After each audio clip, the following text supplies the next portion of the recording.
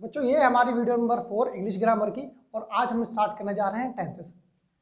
तो देखो, मैं कोशिश ये करने वाला हूँ कि आपको पुराने तरीके से ना सिखाऊं, थोड़ी और भी एक्स्ट्रा बातें बताता चलूँ, ठीक है। तो देखो, टेंस की अगर हम शुरुआत करें तो आप लोगों ने ये सीखा होगा कि हाँ भाई, टेंस जो है वो 3 प्रकार के होते हैं, प्रेजेंट टेंस, पास्ट और फ्यूचर, है ना। तो फिर इसमें नया क्या होगा? इसमें नया है, बहुत सारी चीज़ें नई हैं, आप एक एक चीज़ ध्यान से देखना। सबसे पहले देखो, टेंस हम पढ़ते हैं क्यों? टेंस इसलिए पढ़ा जाता है ताकि किसी भी, अगर आप हिंदी के वाक्य को या किसी भी वाक्य को ट्रांसलेट करना चाहते हैं इंग्लिश में, तो उसके रूल्स या उसका जो स्ट्रक्चर है वो टेंस में पढ़ने को मिलता है। टेंस में 2 चीज़ें मेन होती हैं, आप याद रखें। एक होती है वर्ब और एक होता है एक्शन। वर्ब कौन कौन सी होती है आप लोगों ने पढ़ा होगा, 3 वर्ब की फॉर्म्स होती हैं, first form, second form and third form. लेकिन वो तीनों जो फॉर्म है, आप ध्यान रखें, वो या तो पास्ट में होती है या वो प्रेजेंट में होती है, ठीक है। वो फ्यूचर में नहीं होती कभी। जो वर्ब है वो कभी भी फ्यूचर में नहीं होती। आप जब वर्ब की फॉर्म्स देखेंगे तो आप देखेंगे उसमें फ्यूचर का कोई फॉर्म नहीं दिया हुआ। तो कैसे हमें पता चलता है कि फ्यूचर के लिए कैसे इस्तेमाल हो रहा है? तो वो उसकी हेल्पिंग वर्ब्स के थ्रू पता चलता है। एक्शन जो है वो हमारे 3 होते हैं, एक हमारा प्रेजेंट में, एक पास्ट में एंड एक फ्यूचर में, ठीक है। ये है एक छोटी सी बात आपको बताने वाली, ठीक है। तो जैसा कि मैंने आपको कहा कि आपको वर्ब की फॉर्म्स तो ज़रूर याद करनी है। दूसरी चीज़ देखिए, आपने ये भी ज़रूर सीखा होगा कि टेंस में 3 चीज़ें हैं। कौन कौन सी 3? एक आपकी प्रेजेंट, एक पास्ट और एक फ्यूचर। तो ये 3 टेंस आपके पास है। फिर आपने ये भी जरूर सीखा होगा कि प्रेजेंट के अंदर 4 पार्ट होते हैं, है ना। तो प्रेजेंट में कौन कौन से 4 होते हैं? एक होता है प्रेजेंट इंडिफिनिट, है ना। इस इंडिफिनिट को हम, प्रेजेंट इंडिफिनिट को ही हम सिंपल प्रेजेंट भी बोलते हैं, ठीक है। फिर उसके बाद में हमारा स्टार्ट होता है कॉन्टिन्यूअस, फिर उसके बाद में परफेक्ट और फिर परफेक्ट कॉन्टिन्यूअस। तो आप लोग ये तो चीज़ें जानते हैं। देखिए, तो अब यहाँ पर आपने सीख लिया कि ठीक है भाई, प्रेजेंट जो टेंस है उसके अंदर 4 पार्ट है, indefinite, continuous, perfect and perfect continuous. Same ऐसे ही यही 4 पास्ट में भी होते हैं, फिर यही 4 फ्यूचर में भी होते हैं। तो जो टोटल हमारे पास टेंसेस होते हैं वो 12 होते हैं। पर मैं आप लोगों को बता दूं, ये 12 वो होते हैं जिनमें मेन वर्ब्स का यूज होता है। पर 2 ऐसे भी टेंस हैं जिनमें मेन वर्ब का यूज नहीं होता। मतलब ये कि प्रेजेंट और पास्ट के कई ऐसे सेंटेंसेस होते हैं जो ना ही इंडिफिनिट का होता है, ना ही कॉन्टिन्यूअस का, ना ही परफेक्ट का और ना ही परफेक्ट कॉन्टिन्यूअस का होता है। क्यों? क्योंकि ये जितने भी पार्ट हैं इनमें वर्ब्स का यूज होता है। वर्ब का मेरा मतलब है मेन वर्ब का यूज होता है। लेकिन 2 एक्स्ट्रा हैं, 2 एक्स्ट्रा ऐसे हैं जिनमें मेन वर्ब का यूज नहीं होता। मतलब प्रेजेंट में कुछ ऐसे सेंटेंस बनाए जा सकते हैं जिनमें मेन वर्ब का यूज नहीं होगा। तो ना ही वो इंडिफिनिट है, ना ही कॉन्टिन्यूअस है, ना ही परफेक्ट है, ना ही परफेक्ट कॉन्टिन्यूअस है। सेम ऐसे ही पास्ट में भी होता है, लेकिन फ्यूचर में ऐसा नहीं होता। फ्यूचर के जितने भी सेंटेंस होते हैं उनमें मेन वर्ब जरूर होती है। तो सबसे पहले हम लोग क्या करेंगे, हम सेंटेंस स्टार्ट करेंगे प्रेजेंट के बनाना, और प्रेजेंट में ऐसे सेंटेंसेस को बनाएंगे जिनमें मेन वर्ब का यूज नहीं होता। तो चलिए शुरू करते हैं। तो हम लोग शुरुआत करेंगे हमारे प्रेजेंट टेंस से। अब देखो, प्रेजेंट टेंस में मैं ऐसे सेंटेंस बताने जा रहा हूं जिनमें मेन वर्ब का यूज नहीं होता है, लेकिन उसको जानने से पहले एक जनरल रूल आप लोग जरूर समझ लें। जनरल रूल, एक ऐसा रूल जो आपको हर जगह मदद करेगा वाक्यों को ट्रांसलेट करने में। वो क्या है? देखो, कभी भी अगर आपको कोई भी सेंटेंस को ट्रांसलेट करना हो इंग्लिश में, तो सबसे पहले आप सब्जेक्ट को लिखें, उसके बाद आप हेल्पिंग वर्ब का यूज करें, फिर मेन वर्ब का यूज करें, और उसके बाद जितना पार्ट बच गया वो सारा ऑब्जेक्ट में चला जाता है। तो ये हमारा एक जनरल रूल होता है। आप चाहे प्रेजेंट में बनाएं, चाहे पास्ट के, चाहे फ्यूचर के, आप किसी भी सेंटेंस को अगर ट्रांसलेट कर रहे हैं तो रूल यही होता है। रूल बदले नहीं जाते हैं, एक ही मेन रूल है, ठीक है। बस जो बदल जाता है वो हेल्पिंग वर्ब होती है या वर्ब की फॉर्म होती है, बाकी सब सेम रहता है। तो देखो, हम बात करें हमारे प्रेजेंट टेंस की, तो प्रेजेंट टेंस में कौन से सेंटेंस होंगे, कैसे हम उनकी पहचान करेंगे, वो समझते हैं। प्रेजेंट मतलब जो अभी की बात करी जाएगी वो, जैसे फॉर एग्जांपल मान लो मैंने लिखा कि मैं एक अध्यापक हूँ। अब आप मुझे बताओ ये प्रेजेंट का है या पास्ट का है या फ्यूचर का है? आप देख के बता सकते हैं भाई यहाँ पर हूँ लिखा है, मैं एक अध्यापक हूँ, मतलब ये प्रेजेंट की बात हो रही है, पास्ट या फ्यूचर की बात नहीं हो रही। पहली चीज तो ये क्लियर है। दूसरी बात ये कि अब आप मुझे ये बताएं, आपने अभी तक टेंस पढ़ा है तो आप मुझे ये बताओ ये जो लिखा हुआ है ये प्रेजेंट इंडेफिनिट का है, कॉन्टिन्यूअस का है, परफेक्ट का है या परफेक्ट कॉन्टिन्यूअस का है? ध्यान से देखो, इनमें मेन वर्ब नहीं है। अगर मेन वर्ब होती तो प्रेजेंट इंडेफिनिट या कॉन्टिन्यूअस या बाकी किसी का होता। ये क्या है? ये प्रेजेंट टेंस के ऐसे सेंटेंस है जिनमें मेन वर्ब का यूज नहीं होता, इनको हम सिंपल सेंटेंस बोलेंगे। ठीक है, अब बात यह है कि भाई अगर मान लो चलो हमने ठीक है हिंदी में इसको लिख दिया, हमें ये भी पता चल गया कि ये प्रेजेंट टेंस का है। ठीक है, तो इसको ट्रांसलेट कैसे करेंगे? क्या चीज पहले लिखेंगे, क्या बाद में लिखेंगे, किस तरह से हम करेक्ट सेंटेंस को बना सकते हैं? तो उसके लिए मैंने आपको कहा है आपको ये जनरल रूल जो लिखा हुआ है बस ये याद रखना है। अगर आपने ये बात याद रखी तो आप बाकी सारी चीजें आराम से कर लेंगे। जैसे अब देखो हमने कहा मैं एक अध्यापक हूं, ये सेंटेंस है हमारे पास। आपको इसमें सबसे पहले क्या चीज लिखनी होती है? सब्जेक्ट। सब्जेक्ट का मतलब कर्ता। सेंटेंस में जो आदमी काम कर रहा है या जिसके बारे में आप बात कर रहे हैं, चाहे वो व्यक्ति हो, चाहे वो स्थान हो, चाहे वो वस्तु, जिसके बारे में बात हो रही है उसको हम सब्जेक्ट बोलते हैं। सबसे पहली चीज ये है। ठीक है, तो यहाँ पर किसके बारे में बात हो रही है? मेरे बारे में, मैं, है ना, तो इंग्लिश में हम उसको बोलते हैं आई। दूसरी चीज हेल्पिंग वर्ब। अब देखो प्रेजेंट में जब हेल्पिंग वर्ब हमें लगानी होंगी तो हमारे पास 3 हेल्पिंग वर्ब है, आप ध्यान रखें। हेल्पिंग वर्ब्स हमारे पास 3 है, एक इज, एक एम और एक आर। एम सिर्फ और सिर्फ आई के साथ लगता है। इज कब लगता है? जब सिंगुलर सब्जेक्ट हो, मतलब ही, शी, इट या किसी एक आदमी का नाम आ जाए, किसी सिंगुलर पर्सन का नाम हो। ठीक है, या सिंगुलर कोई चीज हो या कोई सिंगुलर स्थान भी हो सकता है, कोई एक वचन वाला। आर कब लगता है? जब सब्जेक्ट यू हो, वी हो, उसके अलावा दे हो या कोई और प्लुरल आ जाए, मतलब एक से ज्यादा व्यक्ति, वस्तु या स्थान के बारे में जब हम बात करेंगे तो हम आर का यूज करेंगे। ठीक है, तो हमें सब्जेक्ट पता चल गया था, यहाँ पर आई है। अब बात ये आई, चलो ठीक है अब हेल्पिंग वर्ब बताओ, तो यहाँ पर ध्यान से देखो आई के साथ हेल्पिंग वर्ब एम लगती है तो हमने लिख दिया एम। अब यह हो गया देखो सब्जेक्ट और हेल्पिंग वर्ब। मेन वर्ब की बात कर रहे हैं तो मैं अभी आपको बता रहा हूँ प्रेजेंट टेंस के ऐसे सेंटेंसेस जिनमें मेन वर्ब का यूज नहीं होता। तो फिलहाल हम मेन वर्ब को इग्नोर कर रहे हैं क्योंकि मेन वर्ब नहीं लगानी है अभी। तो इसके बाद क्या बचा? ऑब्जेक्ट। मतलब अब जो सेंटेंस में पार्ट बच गया वो आप ऑब्जेक्ट में लिख दें। मतलब क्या बचा? देखो आपने ये भी लिख दिया है, ठीक है, और हेल्पिंग वर्ब भी लगा दी। बचा क्या? एक अध्यापक, तो उसको इंग्लिश में क्या बोलेंगे? A teacher. देखिए कितना आसान है।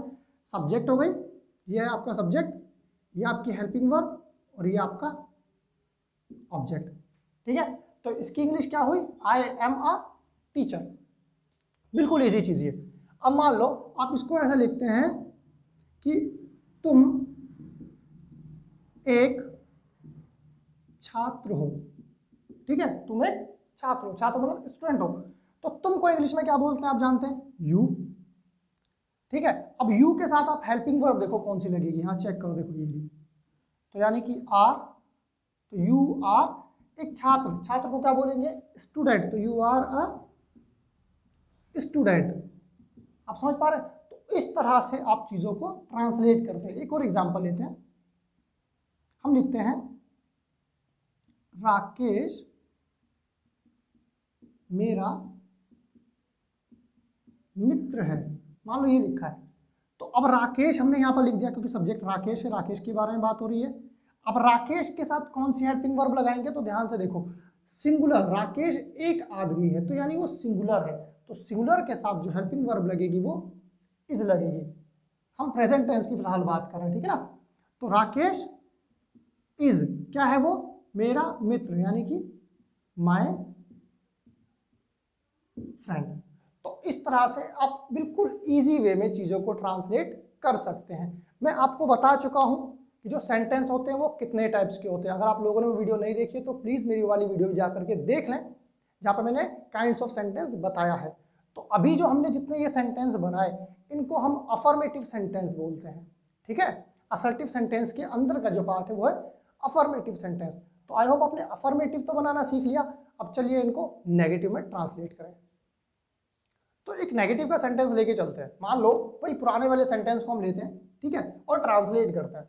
मैंने लिखा कि मैं एक अध्यापक नहीं हूं, ठीक है, मान लो मैंने इस तरह लिखा। अब मैं इसको ट्रांसलेट करना चाहता हूं, तो ट्रांसलेट करने के लिए जो हमारा जनरल रूल था बस आप वही याद रखें, पहले सब्जेक्ट, फिर हेल्पिंग वर्ब, फिर मेन वर्ब, फिर ऑब्जेक्ट। तो बात यह आई, फिर ये जो नहीं है ये कैसे लिखेंगे? तो बिल्कुल आसान सा तरीका मैं आपको बताया था, हेल्पिंग वर्ब के जस्ट बाद में या जब आप ट्रांसलेट कर रहे हैं उसके थर्ड प्लेस पे नॉट का यूज करें। मतलब ये कि आप पहले लिखेंगे आई, ये हो गया हमारा सब्जेक्ट, फिर एम, ये हमारी होगी हेल्पिंग वर्ब, उसके बाद थर्ड प्लेस पे यहाँ पे आप नॉट का यूज करें। जब भी नेगेटिव सेंटेंस बनाए, चाहे वो प्रेजेंट का हो, चाहे वो पास्ट का हो, चाहे वो फ्यूचर का हो, हमेशा आप याद रखें जो ये नॉट है ये फर्स्ट, सेकंड एंड थर्ड, हमेशा थर्ड प्लेस पर आता है जब भी आप नेगेटिव सेंटेंस बनाते हैं। तो इसके लिए अलग से कोई भी रूल याद करने की जरूरत नहीं है, आपने एक जो जनरल रूल याद कर रखा है बस आप उसी को याद रखें और थर्ड प्लेस पर नॉट लगा दें। बाकी सारी चीज़ों का स्ट्रक्चर आपको पहले से ही मालूम रहेगा। तो क्या हो गया, हमने लिखा मैं एक अध्यापक नहीं हूं, तो I am not a teacher. मतलब हमने क्या करा, पहले हमने सब्जेक्ट लिखा, फिर हमने हेल्पिंग वर्ब लिखी, थर्ड प्लेस पे हमें नॉट का प्रयोग करना है और उसके बाद में ऑब्जेक्ट। आई होप आपको यहां तक पॉइंट क्लियर हो गया। एक और सेंटेंस लेते हैं, वह मेरा मित्र नहीं है। मान लो हमने ऐसा लिख दिया, तो इसको कैसे ट्रांसलेट करें? अब वह के लिए हम क्या लगाते हैं? ही, ठीक है। अगर लड़की हो तो हम शी भी लगा सकते हैं। तो देखो हमने क्या लिखा, वह, तो ही हो गया। अब ही के साथ हेल्पिंग वर्ब देखो कौन सी लगेगी, ये देखो इज, तो ही इज नेगेटिव है, थर्ड प्लेस पे नोट जरूर आएगा। तो ये हमारा फर्स्ट प्लेस, ये सेकंड प्लेस और ये थर्ड प्लेस। तो हमारा हो गया सब्जेक्ट, हेल्पिंग वर्ब और नोट। अब क्या बचा? ऑब्जेक्ट बचा। तो क्या बचा? मेरा मित्र, यानी कि माय फ्रेंड। तो इंग्लिश में आप कैसे बोलेंगे? He is not my friend. तो आई होप आपको नेगेटिव भी बनाना आ गया। तो इस तरह से आपने नेगेटिव को बनाना सीख लिया।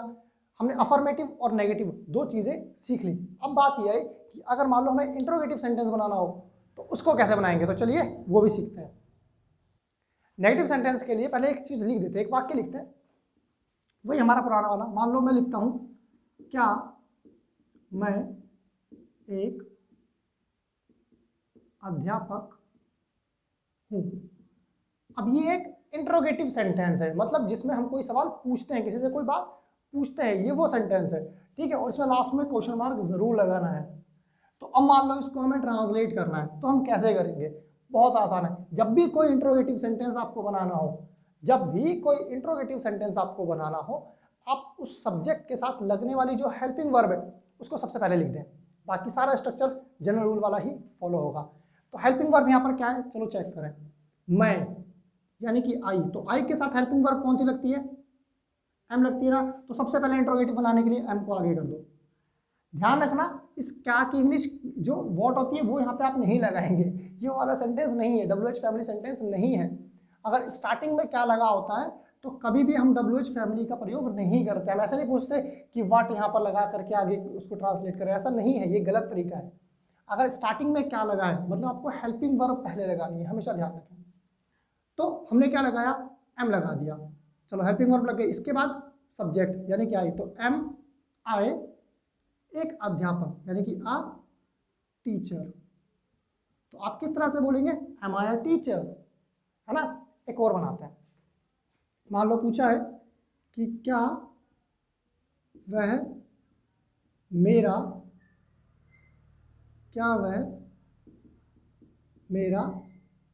मित्र है। तो चलो बना के देखें। अब देखो यहाँ पर सब्जेक्ट है वह, यानी कि ही, तो अब ही के साथ हेल्पिंग वर्ब इज लगती है, तो हम पहले लगाएंगे इज, फिर सब्जेक्ट लगाएंगे ही। तो इज ही माय, मित्र को क्या बोलते हैं, फ्रेंड, तो इज ही माय फ्रेंड। तो इस तरह से आप इंट्रोगेटिव भी बना सकते हैं। मतलब ये है कि आपको 3-4 अलग अलग रूल्स को याद करने की जरूरत बिल्कुल भी नहीं है। सिर्फ एक जनरल रूल होता है जो होता है subject, helping verb, main verb और उसके बाद में ऑब्जेक्ट। अगर आपको नेगेटिव बनाना हो या इंट्रोगेटिव बनाना हो तो बस उसमें थोड़े से चेंजेस होते हैं, रूल पूरा नहीं बदलता है। आई होप यहाँ तक भी आपको पॉइंट बिल्कुल क्लियर है। अब हम इसको मिक्स करने की कोशिश करेंगे, मतलब इंट्रोगेटिव प्लस नेगेटिव बनाएंगे और देखेंगे उसको किस तरह से ट्रांसलेट कर सकते हैं। अब देखिए, अब हमारे पास जो सेंटेंस लिखा है जरा उसको देखते हैं। लिखा है क्या मैं एक अध्यापक नहीं हूं। अब ध्यान से देखो, यहां पर इंट्रोगेटिव का भी आपको साइन दिख रहा है और नेगेटिव का भी, यानी ये इंट्रोगेटिव प्लस नेगेटिव सेंटेंस है। तो इसको कैसे ट्रांसलेट करें? तो देखो, सबसे पहले हमारा जो रूल रहेगा वो ये रहेगा कि ये देखो, ये है तो इंट्रोगेटिव ही, क्योंकि क्वेश्चन मार्क लगाए तो रूल स्टार्टिंग में इंट्रोगेटिव का ही फॉलो होगा। मतलब ये कि हम स्टार्टिंग में लिखेंगे एम, क्योंकि आई है सब्जेक्ट, तो एम आई। और हमें पता है कि जब भी हम नेगेटिव सेंटेंस बनाते हैं तो थर्ड प्लेस पे नॉट का यूज होता है, तो हम लिखेंगे एम आई नॉट, क्योंकि फर्स्ट प्लेस, सेकंड प्लेस और थर्ड प्लेस, तो am I not a teacher. तो इस तरह से आप चीजों को ट्रांसलेट कर सकते हैं। दूसरा एग्जांपल लेते हैं, क्या वह मेरा मित्र नहीं है, मान लो ऐसे लिखा है। तो सबसे पहले लगेगा इज, क्योंकि सब्जेक्ट है ही, तो ही के साथ इज का प्रयोग होता है। तो इज ही नॉट, हमें याद रखना है फर्स्ट प्लेस, सेकंड प्लेस और थर्ड प्लेस। थर्ड प्लेस पे नॉट लगाएंगे, तो is he not my friend. तो इस तरह से आप चीज़ों को बड़े ही आसानी से ट्रांसलेट कर सकते हैं। मैंने आपको इंडेफिनिट कॉन्टिन्यूअस परफेक्ट या परफेक्ट कॉन्टिन्यूअस नहीं बताया, मैंने आपको प्रेजेंट टेंस के ऐसे सेंटेंसेस की प्रैक्टिस करवाई है जिनमें मेन वर्ब का यूज नहीं होता है। तो सबसे पहले हमें ये चीज़ें सीखनी होती है ताकि हमें इस पर एक प्रैक्टिस हो जाए, एक पकड़ बन जाए। अगर आपने इनकी प्रैक्टिस अच्छे से कर ली तो बाकी सारे टेंसेस को सीखना बहुत ज़्यादा आसान हो जाएगा। तो वीडियो को एंड करने से पहले एक बार फटाफट से सारे रूल्स को लिखते हैं और चेक करते हैं। तो जैसा कि रूल्स की बात करें तो देखो, हमने बात करी कि अगर मान लो प्रेजेंट टेंस के ऐसे सेंटेंस हो जिनमें मेन वर्ब का यूज ना हो रहा हो, मेन वर्ब का यूज ना हो रहा हो। फॉर एग्जांपल इस तरह के सेंटेंस, जैसे मैं एक अध्यापक हूँ, वह मेरा मित्र है, यह एक बोतल है, यह एक कैमरा है ना, तुम पागल हो, वह चोर है। इस तरह के जो ये सेंटेंस होते हैं ये हमारे प्रेजेंट टेंस के सिंपल सेंटेंसेस होते हैं जिनमें मेन वर्ब का यूज नहीं होता है। तो रूल की बात अगर हम करें तो अफर्मेटिव सेंटेंस का जो रूल है, क्योंकि यहाँ मेन वर्ब लगती नहीं है, तो रूल में क्या आएगा, सब्जेक्ट आएगा, फिर हेल्पिंग वर्ब, फिर ऑब्जेक्ट। हेल्पिंग वर्ब हमेशा सब्जेक्ट के अकॉर्डिंग ही लगाएंगे। फिलहाल प्रेजेंट टेंस में जो आपके पास हेल्पिंग वर्ब है वो इज, एम और आर है, ठीक है। तो आप इनको बिल्कुल सही से प्रयोग करें हमेशा। दूसरी चीज, अगर मान लो आपको नेगेटिव बनाना हो तो ये अलग से कोई रूल याद करने की जरूरत नहीं है, बस क्या चेंज होता है देख लो, सब्जेक्ट पहले की तरह लग रहा है, हेल्पिंग वर्ब भी पहले की तरह लगती है, बस थर्ड प्लेस पर नॉट आ जाता है ना, और फिर ऑब्जेक्ट तो रहता ही रहता है। बात करें अगर इंट्रोगेटिव सेंटेंस बनाना हो तब क्या करते हैं, तो इंट्रोगेटिव सेंटेंस बनाने के लिए सिर्फ और सिर्फ हेल्पिंग वर्ब को आप पहले लिख दें, उसके बाद में आपका जो बाकी रूल था वो फॉलो करें। अगर हेल्पिंग वर्ब आपने पहले लिख दी तो आपके पास सब्जेक्ट और ऑब्जेक्ट बच जाएगा, वो आप लास्ट में लिख दें, आसान है। मान लो इंट्रोगेटिव प्लस नेगेटिव बनाना हो तब क्या करें, तो पहले हेल्पिंग वर्ब का प्रयोग करें। क्यों? क्योंकि हमें पहले जो रूल है वो इंट्रोगेटिव का ही फॉलो करना है। फिर उसके बाद में सब्जेक्ट लगाएं, फिर थर्ड प्लेस पे नोट लगाएं, क्योंकि नेगेटिव भी इसमें मिक्स है। फिर जो बच गया वो आपका ऑब्जेक्ट में चला जाएगा। आई होप आपको ये चीज़ें समझ में आ गई होंगी। तो इसी के साथ मैं लेता हूँ अलविदा। हालांकि ये अभी एक ही पार्ट है, इसका सेकंड पार्ट भी आएगा जिसमें मैं आपको और ज़्यादा जो है सेंटेंसेस की प्रैक्टिस जरूर करवाऊंगा। फिलहाल आप इन रूल्स को थोड़ा सा पढ़ें और अपनी तरफ से कुछ सेंटेंसेस को ट्रांसलेट करने का प्रैक्टिस करें। तब तक के लिए मैं लेता हूँ अलविदा, मिलेंगे अपनी नेक्स्ट वीडियो में, तब तक के लिए बाय।